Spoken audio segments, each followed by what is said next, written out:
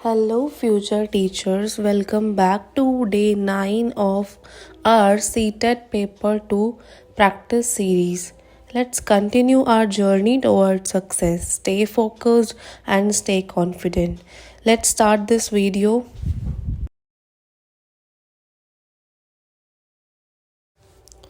अब जो सेक्शन आया है वो है भाषा 2 हिंदी का। आप मेरी पुरानी वीडियो ज़रूर देखें क्योंकि हम शुरू से प्रैक्टिस करते आ रहे हैं। पहला सीडीपी था, उसके बाद एसएसटी, उसके बाद इंग्लिश, अब है लैंग्वेज 2 हिंदी। तो हिंदी जो है वो भी इंग्लिश की तरह ही आएगा। शुरू के कुछ क्वेश्चंस तो पैराग्राफ बेस्ड होंगे। आपको पैसेज दिया जाएगा, आपको उस पैराग्राफ को पढ़ना है और स्टार्ट करना है अपना आगे का आंसर करने की प्रैक्टिस। ठीक है, आप इस वीडियो को पॉज कर लीजिए और एक बार पैराग्राफ खुद पढ़ लीजिए।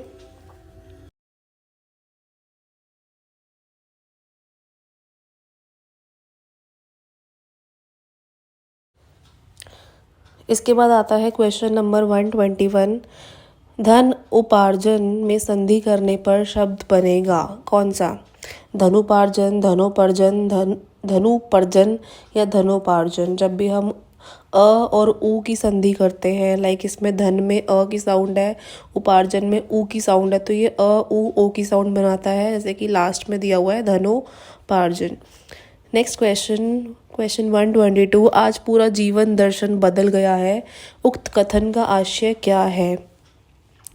इसका आशय ये है कि आज पूरे जीवन में जो दृष्टिकोण है उसमें बदलाव आ गया है। ठीक है, सेकंड वाला आंसर बिल्कुल करेक्ट है इसमें, कि जितना भी नज़रिया है लोगों का देखने का दृष्टिकोण है उसमें बदलाव आ गया है।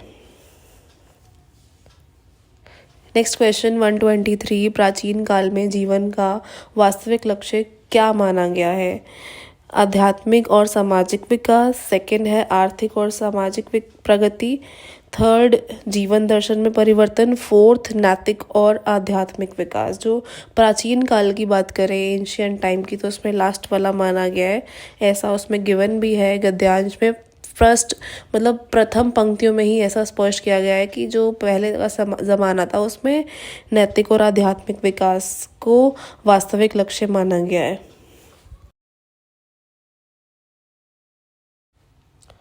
Come to next question 124। जघन्य शब्द का अर्थ क्या नहीं है?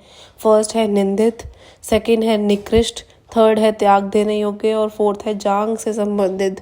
तो जघन्य शब्द का जो अर्थ है वो निंदित, निकृष्ट, त्याग देने योग्य तो है ही, लेकिन जो नहीं है वो लास्ट है जांग से संबंधित, तो ये इसका अर्थ नहीं है।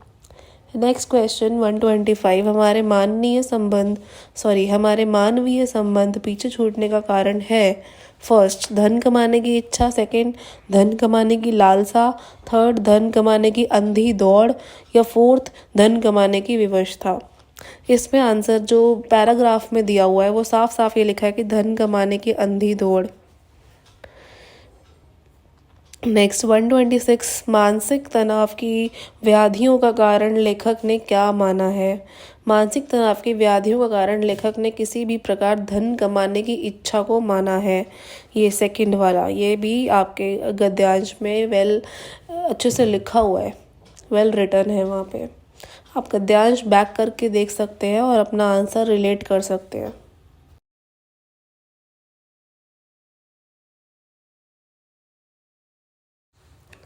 Question number 127। उस शब्द युग्म को पहचानिए जो शेष से भिन्न है। जो नीचे लिखे हुए हैं सब में से अलग है।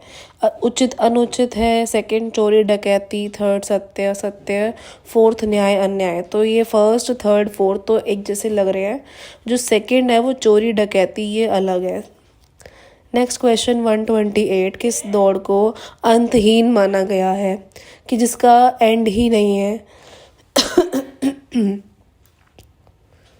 किसी भी प्रकार धन जोड़ने की दौड़ को अंतहीन माना गया है, क्योंकि धन कमाने की लालसा कभी पूर्ण नहीं होती। ये पैराग्राफ में एक्सप्लेन्ड है। इसका रियल मीनिंग निकालोगे तो ये थर्ड वाला आंसर ही निकलेगा कि किसी भी प्रकार धन जोड़ने की दौड़ को अंतहीन माना गया है।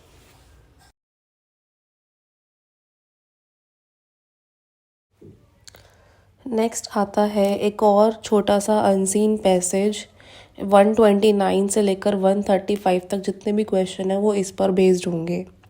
आप वीडियो को पॉज करके इसे भी पढ़ लो, फिर हम आगे के क्वेश्चंस करते हैं सॉल्व।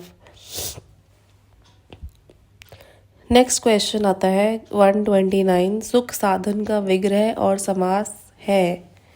सुख साधन में जो दिया हुआ है इसमें कि सुख साधन, इसका आएगा सुखों के साधन तत्पुरुष, यानी कि जो साधन है वो मेन है, ठीक है, प्रधान शब्द है, और सुख जो है उसका गौण है। तो इसका सेकंड वाला आंसर है सुखों का साधन तत्पुरुष। नेक्स्ट, वह अशिक्षित शिक्षित व्यक्ति से अच्छा है जो दयालु और सचरित्र हो। नेक्स्ट, गंभीर चिंतन दे। थर्ड, अपने अधिकार जानता हो। फोर्थ, मस्तिष्क का सही उपयोग करता हो। तो इसका आंसर है फर्स्ट, अकॉर्डिंग टू पैसेज जो दयालु और सच चरित्र हो वो अशिक्षित और शिक्षित व्यक्ति से भी अच्छा है।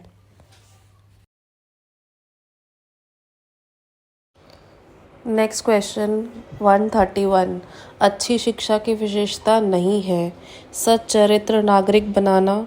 सेकंड, सुसंस्कृत बनाना। थर्ड, अनुत्तरदायी बनाना। फोर्थ, आत्मिक ज्ञान देना। सबसे जो सही आंसर है वो है थर्ड, अनुत्तरदायी बनाना, क्योंकि ये उत्तरदायित्व बनाती है, अनुत्तरदायित्व नहीं बनाती। 132। Come to question number 132। अधिकारों और कर्तव्यों के विषय में सुशिक्षित व्यक्ति क्या करते हैं? फर्स्ट, अधिकारों की जानकारी रखता है। सेकंड, कर्तव्यों के प्रति सचेत रहता है। थर्ड, दोनों का बराबर ध्यान रखता है। या फोर्थ, इन्हें विशेष महत्व ही नहीं देता। तो जो इसका आंसर है ये लास्ट पंक्ति में दिया हुआ है गद्यांश की कि वह दोनों का बराबर ध्यान रखता है। Question number 133। हमारे कुछ अधिकार और कर्तव्य भी हैं। उपयुक्त वाक्य किस प्रकार का है? ये सरल वाक्य है, सिंपल सेंटेंस। Question number 134। कौन सा शब्द अन उपसर्ग से नहीं बना है? फर्स्ट, अनुपम। सेकंड, अनपढ़। थर्ड, अनुपयोगी। फोर्थ, अनुपकार। तो ये फर्स्ट, थर्ड, फोर्थ जो है ये अनुपम, अनुपयोगी, अनुपकार, तो ये अन में बने हैं, क्योंकि इनको तोड़ोगे तो अन प्लस उपम, अन प्लस उपयोगी, अन प्लस उपकार आएगा। लेकिन जो अनपढ़ है इसको तोड़ेंगे तो सिर्फ अन प्लस पढ़ आएगा, जो कि अलग अलग है दोनों, ठीक है। तो ये उपसर्ग नहीं है इसमें।